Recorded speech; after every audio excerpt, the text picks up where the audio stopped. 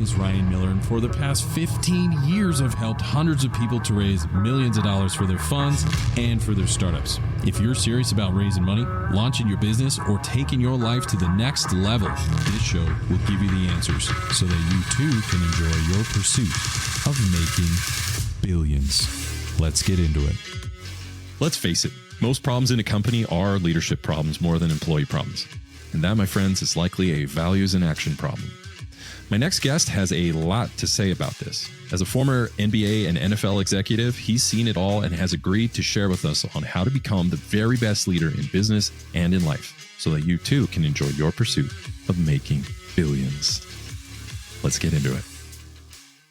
Hey, welcome to another episode of Making Billions. I'm your host, Ryan Miller, and today I have my dear friend, Paul Epstein. Paul is the former NFL and NBA executive, now thought leader, and two-time best-selling author of Better Decisions Faster and The Power of Playing Offense. Currently, he spends his time as an award-winning speaker on leadership and high performance, inspiring millions of people around the world to make their confidence their competitive advantage. So what this means is that Paul understands leadership and high performance and is going to give us a masterclass on how to level up as a leader while in our pursuit of making billions. So Paul, welcome to the show, man.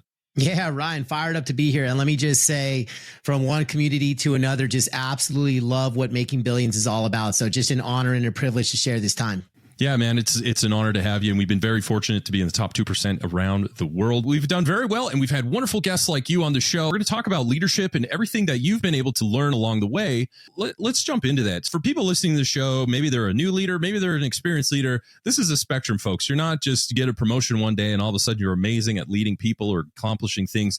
This is a process. And Paul is here to talk us through some of that process of not just being a leader and, having the title and making your mom proud, but actually driving change and helping people to make confidence your competitive advantage. As you lead, you bring other people and inspire them to follow. So for those people that are looking to level up, what advice can you give people who are just starting out on how to get some early points on the board in leadership and how to avoid blowing it up as well? So for one, I think we need to debunk a myth, because the myth is what the Webster Dictionary says leadership is. Webster says it's about rank, role, title, authority. And I'm not suggesting that there isn't some element of that baked into leadership. But if I was to ask you and Ryan or the entire Making Billions community to think of the greatest leader that you've ever had in any walk of life, it could be a parent, it could be a coach, it could be a mentor, it could be somebody in business. What did they do? Actions, behaviors. And if we could whiteboard all of this out, hit me with 1 or 2 word responses. Things like they listened, they cared, they were compassionate, they challenged me, they told me the hard truth. All these things. They cared about me as a whole person. I would ask, after we get 30, 40, 50 responses deep, okay, so if that's what the greatest leaders in the world do, which of those attributes, characteristics, which of them have anything to do with rank, role, title, authority? Like, really, we need a title of CEO or president to care, to listen, to challenge? Absolutely not. And so what I find, Ryan, is 90 to 100% of what people consider to be the attributes of the greatest leaders in the world that have personally had a massive impact in their life. They don't need any rank, role, title, or authority. In other words, it's at their fingertips right now. And the reason we would follow these people to the end of the earth and back is because before they effectively led others, they first had to lead themselves. So if before we lead others, we must first lead ourselves, the beauty of that is this democratizes leadership, because every single person listening and watching to Making Billions right here, right now, we can do all the things that great leaders do effective immediately. And I just think that's a beautiful, empowering thing, is whether you're on the front lines and you aspire to that rank, role, title, authority, well, the job description starts yesterday. Because you just need to show up with those actions and those behaviors. And then that's how we earn our way into kind of the cultural side of what makes a great leader. And then the other 50% of what matters, your skills, your gifts, your talents, all the things that the job description typically is. I want to invite everybody to rethink what a job description is all about. If you're in accounting, if you're in marketing, you're in sales, you're an investor, I want to position skills as 50% of what matters. And then 50% are those attributes and the actions and the behaviors of what the greatest leaders in the world do. Man, that's phenomenal. I think about the first person that I willingly followed ended up being my mentor. And this was a person, I was a young guy just limping along during the recession, trying to figure out my career. And this guy, he's 6'3", 9 kids, worth $100 million, like just full life in every area, literally had no reason to even look at me or give a crap. but he did. Mm. And I remember him always saying this when I was just a lowly analyst in an energy company. And he was like, you're way too smart, Ryan. You got to get out of there. And just his confidence in me, he had so much confidence in himself, obviously, and in me that it infected me, I would say. Yep. That I was like, wait, I am? And nobody ever talked to me like that. I'm being very vulnerable here. No one ever talked to me like that when I was starting my career. And I had this guy who literally had everything. Mm-hmm. And he descended from his role, his rank, all of those things that you listed. And he was just a confident guy that was just a few steps ahead of me, more than a few, but you get the idea. And from that, he was so successful that he did have authority from his result. And from that authority, he inspired me to also do exactly what you said. So I'm relating to exactly what you're saying here. And sometimes you're providing those people with leadership. And so he worked under that servant leadership that definitely taught me that model. And this guy wanted to see me be successful. Holy cow, a guy like that wanted to serve me and help me in my career just with advice. I couldn't believe it. That was my first exposure to leadership. It wasn't management. It wasn't some guy telling me what to do and how I serve him. It was someone that was 10 times more going on. And he showed me how he, with everything at his disposal, descended from on high, we'll say, and decided to help me. That was my first example of leadership. And I'm sure the millions of people around the world that are listening to this, they are all thinking right now, who was the first person that you willingly wanted to follow? Would you say that's a fair example of what you're talking about? 100%. What I took from everything you just shared, and I love the example, it's a transference of belief. We've all heard the line that I believe in you, sometimes even more than you believe in yourself. And that's what it takes, especially as we're early in our careers, or we're growing, or we're climbing, or maybe we're not showing up consistently as confident as we should be. But then that one person believes in us, not based on the outcome, not based on our performance, but in who we are, in our character, in our values. Like when somebody genuinely is like, dude, I just have Ryan's back. Not as a producer, not as a performer, but as a person. Think about what Ryan would do for somebody that genuinely cared after him as an entire person, not just based on how many widgets he could sell or how many dollars he could profit from a strategic investment. Like that's not what this is about. I know that's what we all want to drive in terms of some KPIs. But at the end of the day, if I care about Ryan holistically, he would do anything for me. Like I always share this example, Ryan, and it's super quick. You know, I wrote my first book, The Power of Playing Offense, a leader's playbook for personal and team transformation.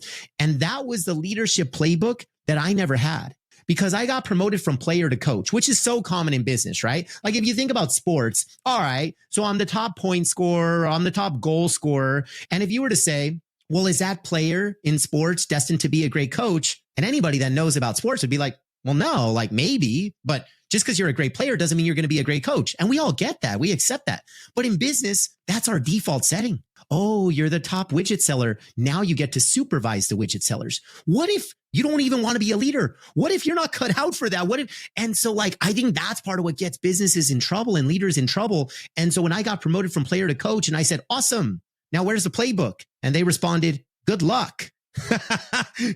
And then here I am doing the trial and error thing for about a decade. And thankfully I figured it out. And that's why I speak all over the globe about it. But I don't speak about Paul on his best days because that would get boring real quick. I actually speak about my worst days because I think that's the bigger lesson, the bigger insights, the better teacher. You know, like they say early in your career, you learn something from everybody in every place, whether what to do or what not to do. I think the latter can be a way better teacher. I learned a whole lot of what not to do early in my career, whether as a player or a coach. And that's why I am who I am today. I love that. And speaking of what not to do, this also is part of a tool in the toolbox of a leader, is to say, because very often all the stuff to do and do right and motivational speaking and poise and all of these things, it's fine. Those are great. But sometimes there's some don'ts. What would you say to people who are starting out or who are just trying to be a better leader as far as what's some of the key don'ts that you would love to teach our fans around the world today?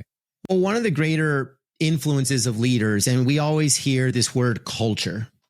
So I lead a culture, I lead a team, I lead an organization. But coming back to culture, a lot of folks say that it's top down. And I do believe that there is a top down influence. but I want to try to also debunk that myth as well, because that would mean that in an org chart, the top 10% control everything and the bottom 90%, we're just prisoners to whatever the top people say. If they're warm, then we're going to be warm. If they're cold, then we're going to be cold. If they're toxic, we have to absorb toxicity. Like, that's just not the business world or the working world that I believe in. And so rather than think of it that way, what not to do is believe that you have no power or influence or control of culture. And the reason that I know that the opposite is true is because I used to consult for one of the top airlines in the world, 120,000 employees, 6,000 positional leaders.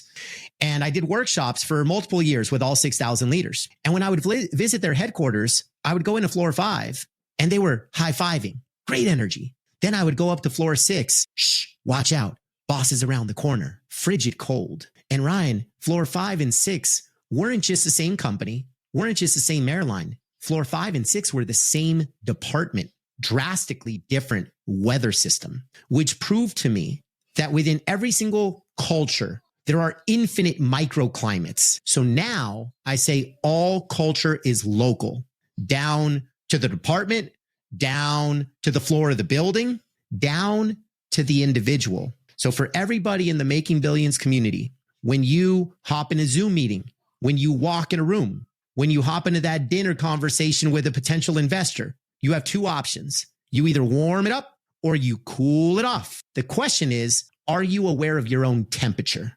And when you are, and you consistently choose warmth, no matter how cold the environment may be around you, that's a person that I would bet on. So what not to do is just to adapt your temperature to your surrounding environment, because you can't always control that. But 100% of the time, we control our own temperature, and I choose warmth, and I surround myself with people that choose warmth as well. I love that. You know, one of the things I do take pride on, I'm a big energy guy, and it doesn't always happen, but when it does, I'm 100% right. So when those things kick in and something's off, there's an energy. You ever get a read on someone where you're like, I can't put my finger on it. Mm-hmm. Something's not right here. Or it, you know, maybe it's the opposite. You're just saying, look, I know this looks messed up, but I got a good feeling about it either way. And so understanding that energetic frequency, that's number one, but also the fluctuations in those energy. Essentially, I'm just saying the same thing in through my own perspective, but it's just saying like, I think if I could, and keep me honest here, Paul, is being very clear on those subtle changes in energy of the team, but more importantly of yourself as a leader, and really being sure, how are you looking at your calendar this week, the meetings you got going on, or the steady meetings where there's just that one person that just drives you crazy. How do you respond to that? And really dialing it in on your own temperature first, and then being aware externally, what kind of temperature do you bring to meetings or to people's experience at work, and really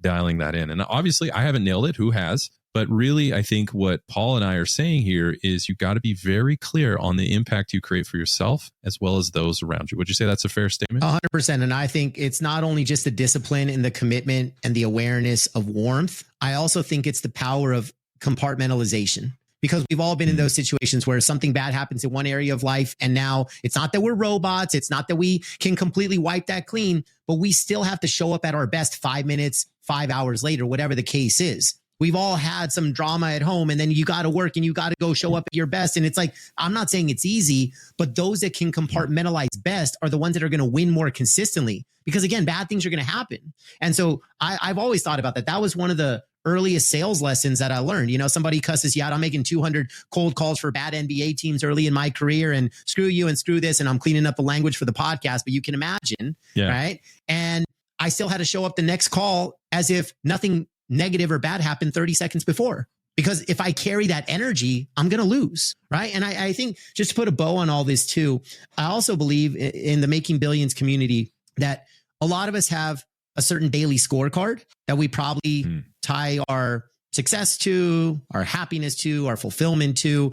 And at least early, let me just put myself out there. I had the wrong definition of success, and my scorecard was based entirely on performance and production. So if I sell widgets, I'm going to be a happy camper. If I don't sell widgets, it's a miserable day. And you know, that's kind of the environment I was in. So I was doing the opposite of all these things that I'm preaching now. But I had to go through some of that pain and some of these insights. So now I repositioned my daily scorecard, and I believe everyone in the Making Billions community can do the same. I call it the principle of EIR. It stands for experience, information, and relationships. So at the end of every day, ask yourself these three questions. What experience did I gain today? What information did I learn today? What relationships did I build or enhance today? And if you can compound the positive answers to those questions, experience, information, relationships, if you are consistently up-leveling in all of those areas, it's not even tied to outcome, because maybe you picked up some good experience that it was kind of a failed experiment. That's still a net positive, right? Like you learned, oh, I shouldn't be doing that. That's a positive experience. Maybe it's a negative outcome. The world calls that a failure. I call that a positive experience, because now you're just not going to do it again. You're going to grow. You're going to evolve. Information. It's that constant evolution of information and learning and growth and development. Right? We're all momentum machines. And then relationships. I know this is huge for you, Ryan. I mean, relationships is one of the greater currencies, if not the greatest currency that exists in the world.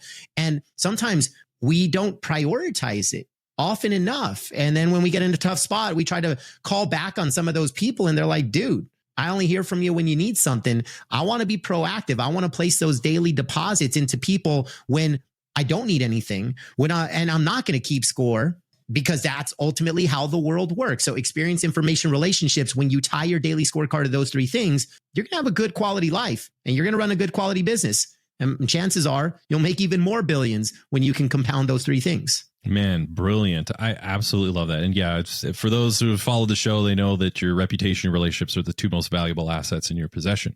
You know, you've talked a lot about leadership and even decision making. And, you know, Paul, in leadership, it often comes down to moments. And those moments are often a function of decisions. And so I'm curious on your take on this is, let's say, how does effective decision making impact the quality of someone's leadership? Well, you called them moments, and here's a scary stat for you and for the entire Making Billions community here. The average adult makes 35,000 decisions in a day. 35,000. That's a whole lot of moments. That's a whole lot of decisions. And again, I know not everybody listening and watching is in the finance space, but we can all at least understand the principle of placing bets and the investments that we make, whether it's people or ideas or whatever it is. And so the way I like to think about this is, if you looked at the decisions you make, as every single decision is a bet, you're making a conscious choice of what to do, what action to take or not take. And if you can consistently make better decisions, then you're going to have a higher quality of life. The weeks will compound, the months will compound, the years will compound, any aspect of your life. Do an audit. Your health, your relationships, your time, your money, your career choices. Consistent good decisions and better decisions leads to a better quality life. And the opposite is also true. So knowing how critical decisions are, that's the beauty of not only leaders, but just as human beings, when we can own and have awareness of our decisions. Because Ryan, when I'm on stage or I'm writing a book like Better Decisions Faster, I don't need to convince people that decision making is critical, right? And especially when I'm like, hey, there's 35,000 today. And people are like, holy, like, what? And then I say, okay, let me give you a metaphor here, though, because a lot of those are going to be on autopilot. Thank goodness. Paul doesn't need to think about 35,000 things in a day. His head would explode. But what about those critical few?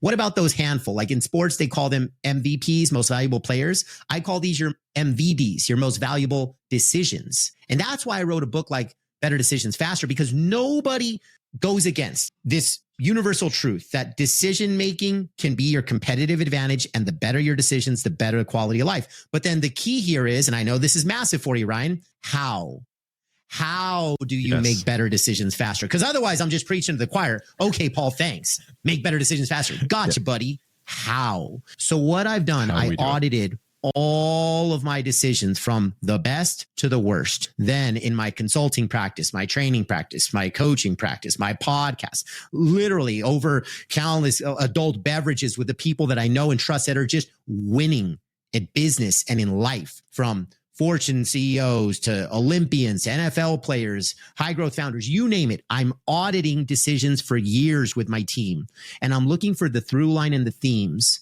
of what leads to better decisions. And here's where we landed.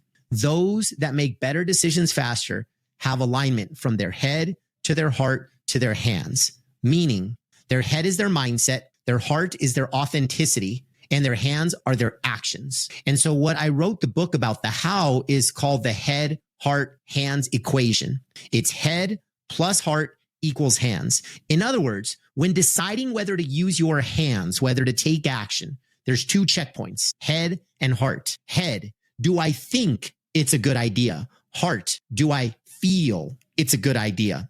And just like when you pull up to an intersection as you're driving, you know exactly what to do. Green is go, red is stop, yellow is assess. That's how the equation works. So when your head and your heart are on board, it's a green light. 10 out of 10 times, take that action. Opposite, no head, no heart, red light. Don't do it or stop doing it.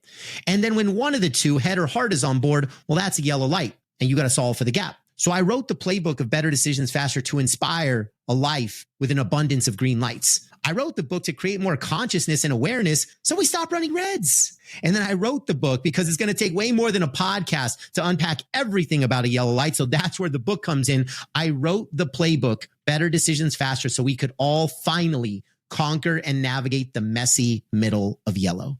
Oh, wow. So, yeah, a lot of those where you're saying the absolutes or the bookends of these decisions, the green and the red, those are pretty obvious. Yeah, that's awareness. But it's the yellow to say, it could be this, it could be that, it might be this.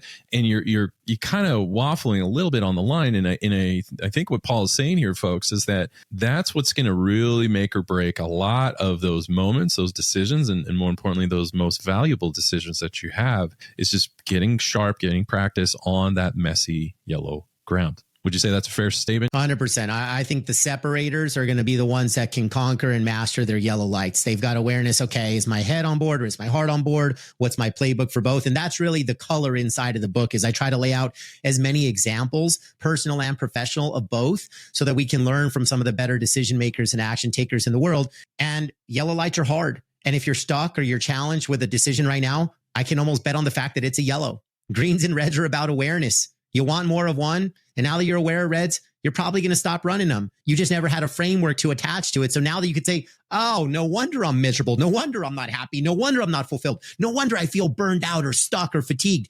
You didn't get there overnight. You've just unconsciously been running red lights for months or years. And you ask yourself, how the hell did I get here? Well, now that I made you aware of red lights, you're like, got it. But green and red, you don't even need the book. You need the book, and people bring me in to talk all over the globe so that I can help them with their yellow lights. Man, that's brilliant. So it really comes down, you said the magic F word, which is frameworks. And frameworks I found to be supremely helpful. And what really, in my opinion, just my opinion though, a framework is just, it's a function of you sitting down, usually in my case, early 5 a.m., right? You got your tea, your coffee, whatever it is you want to do. And you just sit there and think, in this scenario, how would I handle it? Okay, in this scenario, how will I handle it? And literally, I've built my own frameworks. Now, whether they're good or bad, this is how I've evolved myself as a leader, is just anticipating different scenarios and building frameworks around it to say, look, when I'm sitting on the couch, for example, it's easy for me to judge a professional athlete.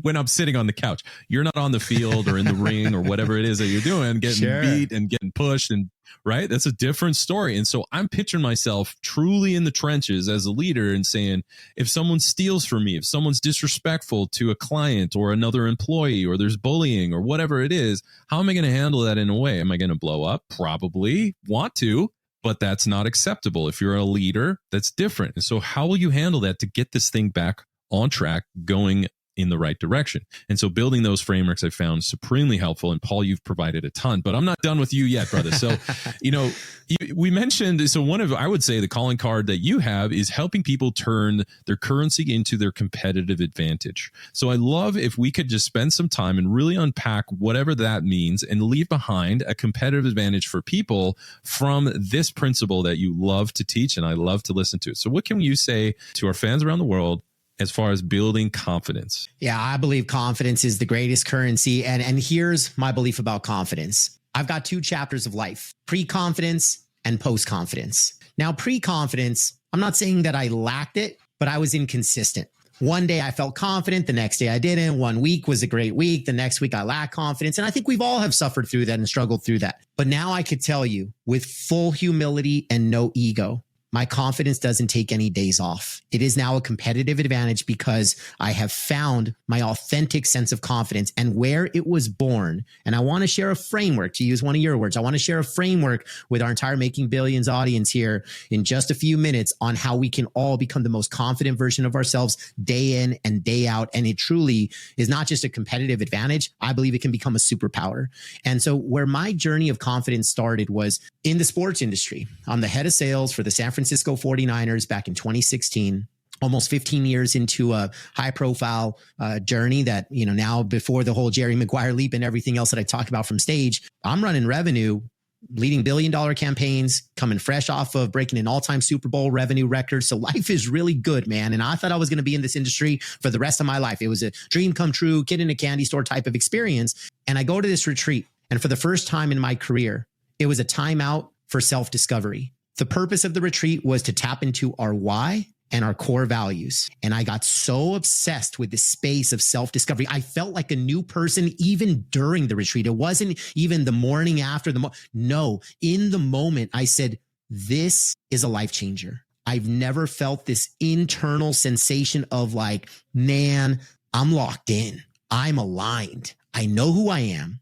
I know what I stand for. I know how I need to show up. And I know that I haven't been showing up as that person every single day. But at least now I had values to attach my decisions and actions to. And that was the space. And eventually it leads to me being called the why coach inside of the 49ers. I was coaching it to players, some of the football guys. HR says, hey, do this for our onboarding employees. So I am the why coach of the San Francisco 49ers. And eventually, because that was a passion project outside of being a CRO, well, you know the story. I fall more in love with my passion project than my day job. And I take a Jerry Maguire leap. And now I've been writing books and hitting the stages ever since, largely about how we can have more purpose-driven performance. And I believe that this authentic sense of confidence, because here's the reality, Ryan, there used to be two Pauls. I had a work Paul and a personal Paul. And after this retreat, I told myself I could only live a life where I was one. And that was the big transformation for me coming out of this retreat. So here's how I want to pay this forward. I went through a process where it turns into a confidence formula. So this is a bit of a framework, and then I'm going to give a process to our entire Making Billions community here. So the process was, or the formula is, confidence equals values times action. I'll repeat that.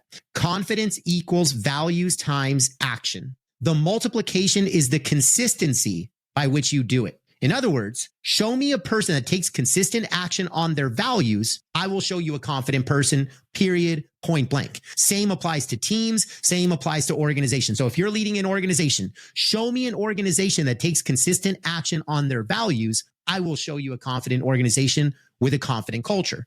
It really is as simple as that. Not easy, but simple. And so here's how I coach this out. Using that formula, there's a 2-minute process and we do it once a week. So time, no matter how busy we are, cannot be an excuse. Here it is. You journal the following. For the week ahead, I will live my value of blank by blank. The first blank is a value that you hold near and dear to your heart. The second blank is an action that you connect to that value. And by the way, and I'm going to share a resource in just a bit with a common set of core values. So we'll talk about the confidence quiz in a bit, which is an amazing resource with the report on the back end. I will show you the top 50 values. You choose one that resonates the most with you. If you don't even want to wait for that moment, Google common set of core values, choose one word. So going back to the journal, here's what you're going to journal. I will live my value of blank by blank. The first is a value. The second is an action. Let me share 2 examples. Let's say after looking at a list of values, you choose the core value of joy. Cool. So I would sit down in my journaling chair and I would say, I will live my value of joy by cooking my favorite meal. Cool. Honest. Like, great. For me, I'm throwing bacon in a pan. What are you doing? Whatever brings you joy. If cooking your favorite meal brings you joy, you do you. All right. So that's one example. Now let's raise the stakes a little bit. Let's get off of joy.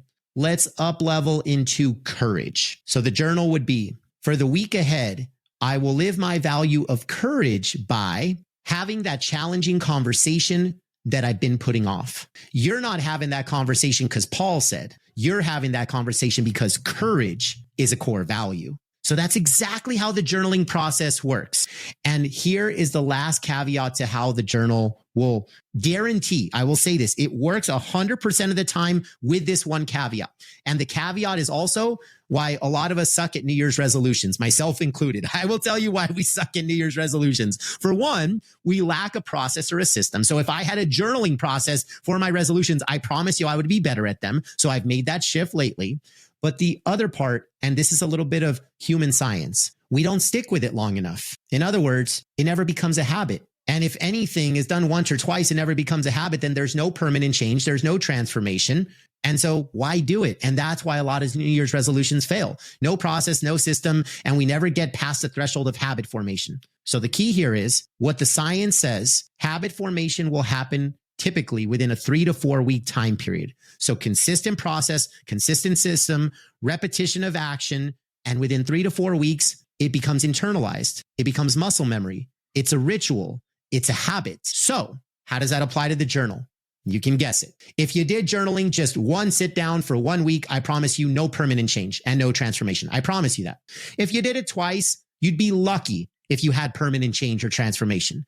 Once you get to that 3rd week, all of a sudden you're realizing I'm not just doing 1 or 2 actions a week. Maybe now I'm doing 3, 4, 5 actions. But then here's how it works, Ryan. In the 4th week, as I've worked with thousands of clients on this, the 4th week, you're doing 8, 9, 10, 11, 12 actions connected to that one value because now you've passed that threshold of habit formation. So you stick with one value for 4 journaling sit downs. So it's a 30-day process, 4 journaling sit downs, 2 minutes per sit down. It is less than a 10-minute time commitment for the next 30 days of your life. And you stick with one value. So if you chose joy, journal joy 4 consecutive weeks. If you chose courage, journal courage 4 consecutive weeks. If you choose growth or belief or impact, whatever core value you choose, stick with it. And that's the process. And once you can take consistent action on that singular value, it's internalized, it's muscle memory. And on the other side is you at your most confident self, because confidence equals values times action. And this is the process for how to do it.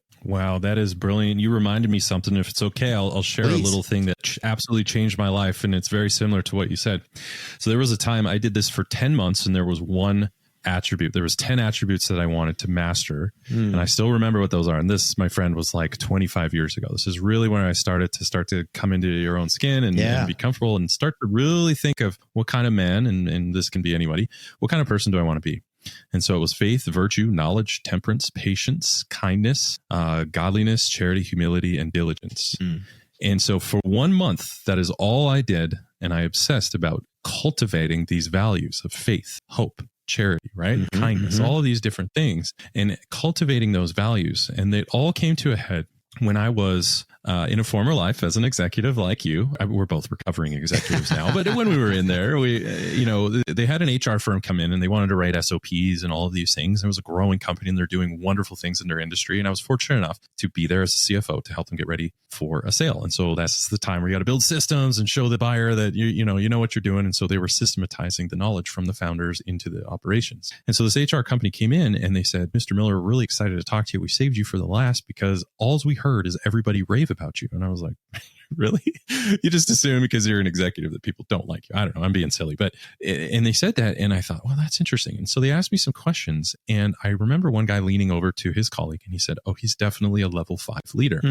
I had no idea what that meant. So I actually followed up because leadership, folks, you should take this very seriously. This can literally add value. This can add revenue. This can just enhance your experience and many others, all from the quality of your leadership. And that's not just in your job, folks. This is in your life. And so I followed up with this HR representative, consultant in his office. And I said, what did you mean by a level 5 leader? I've never heard of that before. I don't know. Is this 5 out of 5 or is this the worst or the best? Like, help me understand. Teach me. Right. So humility. And he said, a level 5 leader from his perspective is these are the kind of leaders that are very rare. And I'm not beating on my chest. This is not about me. I'm just trying to illustrate a point of the power of what Paul is saying can do for you. These are the kind of people that when they're in the room, other people naturally follow them, not because of what you originally talked about, rank, role, title, authority. They follow you because of who you are and what you stand for. So that, my friends, from professionals, from Paul, from myself, and anyone else that you talk to, turning yourself into the kind of leader that is values-based, and not just because you say it out loud, but because you live it, because you do exactly what Paul and I are telling you, is saying you spend time, you cultivate it, build those frameworks. They're not complicated. Do exactly what Paul said. Have actions and values, combine those two and cultivate those things. And you can then eventually become that leader, not by title, but because of that's who you are at your core. Would you say that's a fair analysis? Ah, that was beautiful. Hell yes is the answer. Hell yes to all of that. Awesome, man. This has been a wonderful conversation. I could talk about leadership all day long. It is a passion of mine as well. So I was so excited when we were able to have you come on the show and share your wisdom and knowledge with fans around the world. It's truly an honor and a privilege to have someone like you on the show. But before we let you go, is there anything at all that you would like our fans around the world to know? Any direction you want to point them to, websites, offers, anything at all? Absolutely. Well, we just came off and I love your follow on to it. But if confidence is going to be the currency of not only how we make billions, but how we become the best version of ourselves, then what I'd love to do is share a free gift from my heart into the Making Billions community. And that is a confidence quiz. So all of this can be found on my website, paulepsteinspeaks.com. I'm sure we'll also have it in the show notes, but at paulepsteinspeaks.com, right there, main nav bar, you'll see confidence quiz. And here's what to expect. In less than 5 minutes, you will walk away with a confidence score of 1 to 100. It's awesome. And then on the back end, when you get your score, there's going to be the 12 keys for how you can not only build your confidence going forward, but sustain this unshakable sense of confidence. And one thing I want to impress upon everybody is regardless of how you walk away from that original score, maybe you're in the 90s, maybe you're in the 80s, maybe you're in the 60s, maybe you're in the 40s. Unlike a lot of literature that's out there about confidence, a lot of it, I believe, is false because they take this black and white linear approach to confidence, meaning, or a binary approach, I should say. You're either confident or you're not. It's black or it's white. That, my friends, would be like a light switch. It's either on or it's off. I want to invite you to rethink your relationship with confidence, not as a light switch, but as a dimmer switch where regardless if you're a 92 or an 84 or a 71 or a 49, that's your data point today. But just like a dimmer switch, how do you plus it up 1, plus 2, plus 3, plus 4? And that's why it's not just the score of the quiz. It's what you do with the action plan and the resources that are provided to you after. So all of this is at your fingertips, paulepsteinspeaks.com. Take that confidence quiz. And also my values journal that I talked about earlier in the action planning resource. It's going to be smack dab in the middle there. So that's just a gift from my heart to the entire Making Billions community. Man, thank you, brother. That is amazing. So just to summarize everything that Paul and I talked about, learn to lead yourself first, right? Don't assume that you have any God-given authority just from rank, role, or title. Learn to be aware of whether you bring up or down the temperature in the room. Keeping that daily scorecard was one of those key elements to help you along the way, but just make sure that you manage it properly. The other thing we talked about is decisions matter. And those decisions in that murky yellow area, those really, really matter. And finally, confidence is the currency, and confidence equals values times action. So as you build these things, this will help you to build confidence, to excel in your leadership, and help you arrive at your end destination in your pursuit of making billions.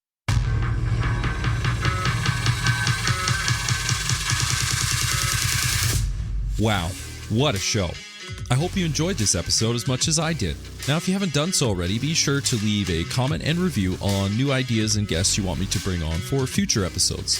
Plus, why don't you head over to YouTube and see extra takes while you get to know our guests even better. And make sure to come back for our next episode where we dive even deeper into the people, the process, and the perspectives of both investors and founders. Until then, my friends, stay hungry, focus on your goals, and keep grinding towards your dream of making billions.